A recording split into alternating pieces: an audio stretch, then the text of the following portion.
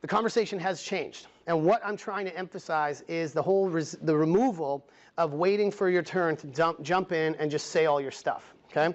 And I used to think like this. You know that skipping rope game, Double Dutch? Right? Where it's like you're just waiting for your turn to jump in and say all the things. We want to stop doing that. And so what I think, and then I found this video that perfectly illustrates what we think we're doing versus what we're actually doing. You guys ready? Hope this works. It's really loud. That's what we think we're doing.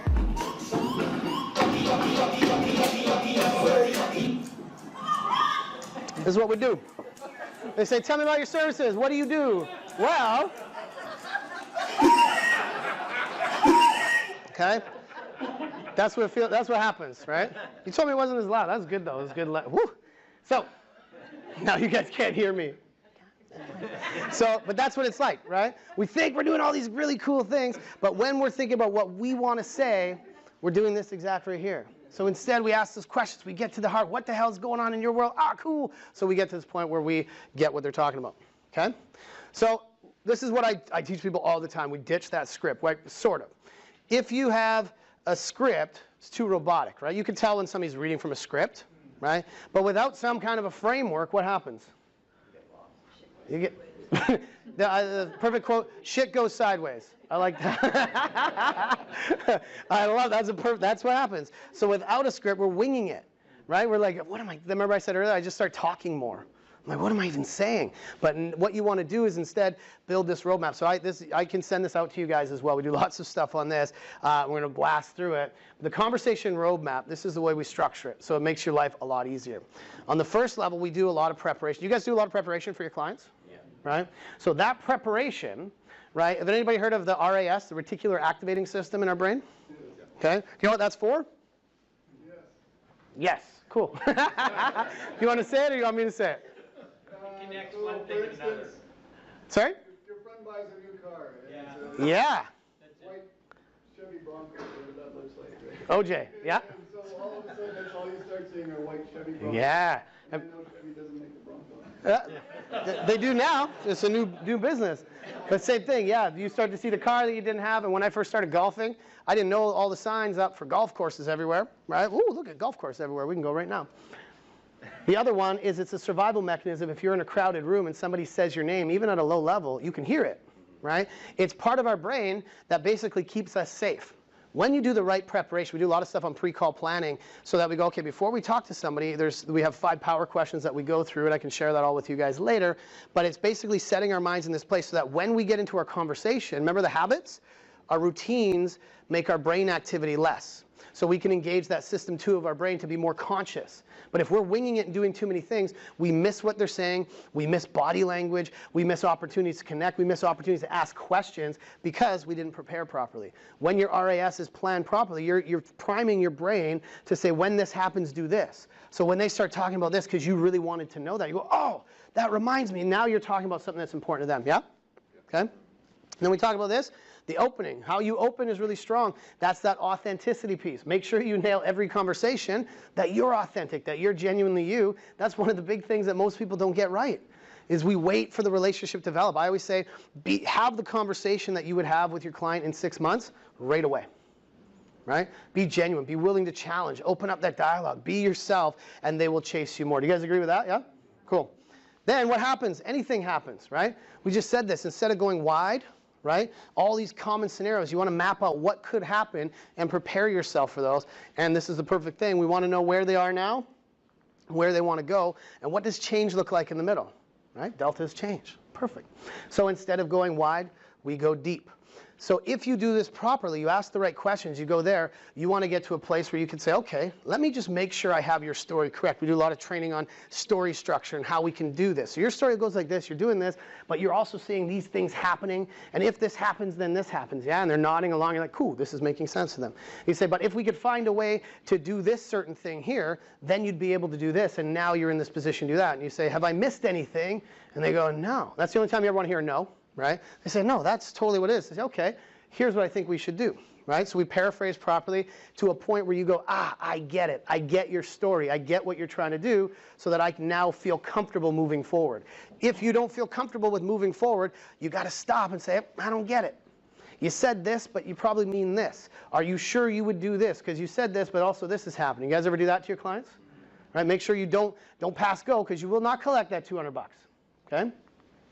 Then when you position your offer, language I always use is, all right, here's what I'm thinking.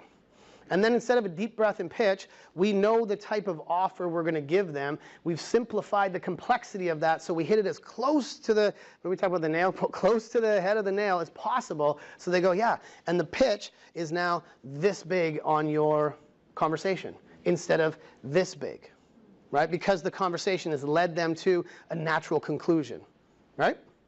You guys with me on this, yeah? Okay. Then once they do that, what can happen? We're going to ask for commitment. And there's two ways to ask for commitment. Question mark, exclamation mark. Does anybody know the difference? I'm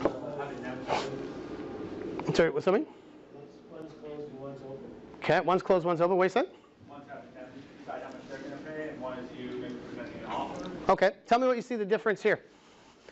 Okay, Phil, that was really good. I'm glad that we could do all this. So, would you like to maybe look at moving forward? How would that feel if you did this versus, all right, so I'm excited about what we're doing. The next step is we're going to do this, this, and this. What's the difference? One's asking, one's telling. Yeah. If you're absolutely excited to help them, you tell them. Because we do a call evaluation. It's called a rubric. And if you blow all of this stuff and you nail commitment, you will crush it. Influencing people, because you have to be viscerally excited about them moving forward and believe in what they should be doing. And when you lean into that and you have that exclamation mark, they will feel it. That's that mirror neuron. If you're excited, they're excited, right? But if all of a sudden you've had this great conversation, but you have a weak ask, it's always hard to say that, weak ask, right? Don't be weak ask, right? So if you have a weak ask and you kind of lean, if it could be just maybe we could talk about moving forward and just if it's okay, right? If that's how you're asking, all of a sudden the brain, the psychology of their brain, the reptilian system kicks in and goes, whoo, they're not confident, now I'm not confident, right? So you've got to get good at asking people, influencing them, and being excited about them moving forward. Do you guys agree on that, yeah? Okay. And if they do that, we're going to say, so we got to make sure it's comfort zones. They're going to either say yes, no. They're going to say maybe. If it's yes, fantastic. If it's no, you work on multiple commitment objectives. Okay, if you don't want to do that, why don't we do this? Right? If they're like, I'm not sure if I want to do that. Okay, let's do this. Let's book a time to do this. And now we've got multiple commitment objectives. Instead of just asking once, we ask three sort of escalating ones there. And then what you do with that, you build that into your preparation so you know the types of commitments you're going to ask people before you go into that call, so you don't try and wing it on the spot. Okay? Then if they say maybe, they're either going to have a stall or an objection. A stall is no specific reason. They just need some time. Don't try and push them. Say, that's great. All the time you need. Here's what we're going to do. In the meantime, why don't you look at this? Or have I also told you this? Add one more feature, add one more emotion, add one more benefit at the end. So they go, actually that might help. But you don't want to tell them, let's do this. But if they give you an objection, then this is when you handle objections. If you're doing them up here, you're going to be moving through the conversation way too quickly. Okay? Yeah? Heck yeah, cool. So then we build that all into the conversation, and these are all the things that we do when we go through it. We've talked about a lot of this stuff. So at each one of these stages, we build tools for that. So 5 power questions, using the you and because, we make sure it's all about them, using empathy, questions, understanding, all this stuff. We talk about change a lot. But does this make sense in terms of a flow for a conversation? Okay? And I'll send this out to you guys. Cool. So this is what we're looking at. What high performers do, right? So they play the long game. How many of you guys play the long game with your clients? Right? It's way easier. It's harder when you're first starting, and that mindset of, I don't need this business, especially when you're getting started out, is hard to have. But the faster you can adopt that mindset of, I don't need the business, and I want to serve these guys long term, provide value, provide education, don't drive them crazy, the easier it's going to be, right? The other one, always be adding value and insights. Remember I said challenge them to think differently about themselves? If you get them to go, You guys remember that CNC Music Factory song, things that make you go, Right? That's what I'm looking for when I'm talking to somebody on the phone or in a meeting. They go, If you hear that noise, stay there. Because they're like, okay. So, yeah, tell me more about that. Okay, what happened there? You go deeper into that conversation, because that's when they start to change their thinking, and that video will change in their mind. Disrupting patterns. What do? Right? Poke them in the butt. Okay? Connect customers to emotions. Focus on questions instead of selling. Make your business process dependent, not people dependent. Okay? All of this stuff is not just building habits in your conversations, but in all your processes, your steps, your tools. Build stuff so that if you can automate things, do it. Right? So that you can then focus on the relationships, the conversations, because if you can be present, it's much better. I know how many times we go into a meeting, we're thinking about that meeting we just had and the one that we have to go into. And we have somebody right in front of us that we're not present with. And I want you guys to look out for that. How many times are you existing with somebody when you're in a state of non-presence? Right? That happens all the time.